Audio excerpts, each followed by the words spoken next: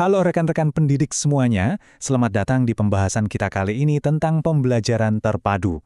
Hari ini, kita bakal membedah sebuah pergeseran besar banget dalam dunia pendidikan kita. Kita akan lihat gimana sih sistem instruksi yang dulunya kaku banget, sekarang bertransformasi jadi ekosistem belajar yang dinamis dan holistik. Jadi, kalau Anda pernah ngerasa cara mengajar tradisional itu kayak nemu jalan buntu, nah, Anda ada di tempat yang pas banget. Pernah nggak sih mikir kenapa ya siswa sering banget lupa sama apa yang baru aja mereka pelajari, padahal ujiannya baru kemarin? Oke, mari kita bahas ini. Kita mulai dengan semacam musuh utama dalam perjalanan edukasi kita selama ini, yaitu pendekatan sistem drill yang terfragmentasi. Sistem usang ini tuh memaksa siswa buat hafalan buta, tapi gagal banget ngebangun pemahaman yang nempel lama di otak. Begitu ujian kelar, ya materinya ikut ngilang. Itulah kenapa kita butuh sistem yang bener-bener baru. Nah, untuk peta jalan kita hari ini ada 5 poin utama ya. Kita akan mulai dengan mengenal pembelajaran terpadu, lalu mengeksplorasi karakteristik dan prinsip utama, mendalami landasan filosofis dan psikologis, menimbang keunggulan dan kelemahannya, dan terakhir, kita lihat implikasi di ruang kelas secara nyata.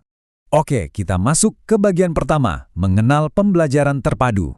Coba deh perhatikan kontras yang lumayan tajam ini. Di sistem lama, yang biasanya kita sebut sekedar pengajaran, guru itu ibarat penguasa mutlak. Dan mata pelajaran itu terisolasi, kayak pulau-pulau kecil yang terpisah satu sama lain. Nah, di sisi sebaliknya, ada pembelajaran terpadu. Ini adalah pendekatan holistik yang menyatukan berbagai konsep, mencerminkan gimana dunia nyata itu sebenarnya saling terhubung. Dan yang paling penting, sistem baru ini menjadikan siswa sebagai pusat dari semuanya. Ada satu kutipan menarik nih dari filsuf pendidikan John Dewey. Intinya, dia bilang kalau ini adalah sebuah pendekatan untuk mengembangkan kemampuan siswa dalam membentuk pengetahuan, berdasarkan interaksi dengan lingkungan dan pengalaman dalam hidup mereka. Jadi, pembelajaran sejati yang benar-benar nempel di kepala itu cuma terjadi kalau kita mengintegrasikan perkembangan alami seorang siswa dengan pengalaman nyata yang mereka alami sehari-hari. Ini bukan sekedar mindahin teks dari buku ke otak mereka loh ya. Sekarang kita lanjut ke bagian kedua, karakteristik dan prinsip utama. Mari kita bedah kekuatan super atau karakteristik yang bikin sistem ini jalan dengan sangat efektif. Semuanya ini bermuara pada satu tujuan utama, memberdayakan siswa. Pembelajaran ini benar-benar berpusat pada mereka, ngasih pengalaman langsung, dan pelan-pelan menghapus sekat kaku antar mata pelajaran. Hasilnya, siswa bukan lagi penerima pasif yang cuma duduk diam, dengerin guru. Mereka berubah jadi aktor aktif, semacam penjelajah yang proaktif nyari fakta melalui proses yang sangat fleksibel dan adaptif. Kita jadi lebih menghargai prosesnya, bukan cuma hasil akhirnya aja. Nah, untuk menjalankan itu, ada 4 prinsip inti yang ibaratnya jadi buku panduan operasional Anda. Pertama, penggalian tema. Temanya harus bermakna dan sesuai usia buat ngehubungin berbagai mata pelajaran. Kedua, pengelolaan. Di sini Anda bertindak sebagai fasilitator ya, bukan aktor tunggal yang mendominasi kelas. Ketiga, evaluasi, yang mencakup penilaian kolaboratif dan evaluasi diri dari siswa itu sendiri. Dan keempat, reaksi. Artinya sebagai guru Anda dituntut untuk bisa merespons secara dinamis kalau tiba-tiba ada penemuan atau celetukan tak terduga dari siswa. Kita masuk ke bagian ketiga, landasan filosofis dan psikologis. Untuk benar-benar paham pendekatan ini, kita harus gali sampai ke akarnya. Ada 3 pilar raksasa yang menyokong pembelajaran terpadu ini. Progresivisme ngajarin kita buat fokus pada pemecahan masalah dan kreativitas alami. Lalu konstruktivisme, yang menegaskan kalau siswa itu sebenarnya aktif ngebangun pengetahuan mereka sendiri. Dan terakhir, humanisme, yang memastikan kita ngelihat anak bukan sebagai robot, tapi individu unik dengan motivasi dan potensinya masing-masing. Garis waktu evolusi pemikiran ini ngajak kita buat berhenti ngelihat siswa sekedar sebagai wadah kosong yang harus terus-terusan diisi. Kalau kita ngomongin konstruktivisme tadi, ada satu konsep fundamental dari Piaget nih, namanya skemata. Bayangin skemata ini kayak rak-rak buku atau cetak biru di dalam mental siswa. Jadi, waktu mereka ngadepin pengalaman baru yang kompleks di dunia nyata, mereka tuh nggak cuma ngapalin, tapi mereka secara aktif nyocokin informasi baru tersebut ke dalam rak mental yang udah mereka punya.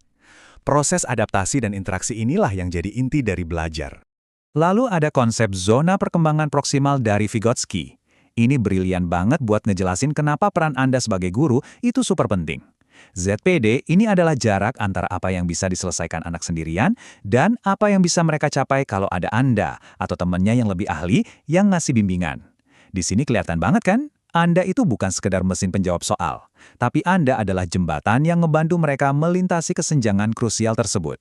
Bergerak ke bagian keempat, keunggulan dan kelemahannya. Tentu aja, nggak ada model pendidikan yang sempurna ya.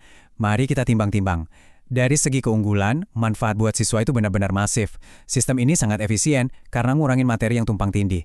Terus, pemikiran kritis dan kemampuan nerapin ilmu ke dunia nyata juga melesat tajam. Dan pastinya, ini nyiptain retensi memori yang bertahan lama. Tapi, kelemahannya juga cukup terasa. Sistem ini nuntut banget para guru buat jadi sosok yang hiperkreatif dan berwawasan luas. Sekolah juga harus sedia sumber daya perpustakaan yang beragam, ditambah butuh kurikulum yang sangat fleksibel dan terbuka. Tantangan yang lumayan berat kan? Akhirnya kita tiba di bagian kelima, implikasi di ruang kelas. Nah, disinilah eksekusi nyatanya. Perubahan arsitektur apa yang harus terjadi? Pergeseran yang paling mendasar dan mungkin yang bikin deg-degan buat sebagian dari kita adalah evolusi peran guru.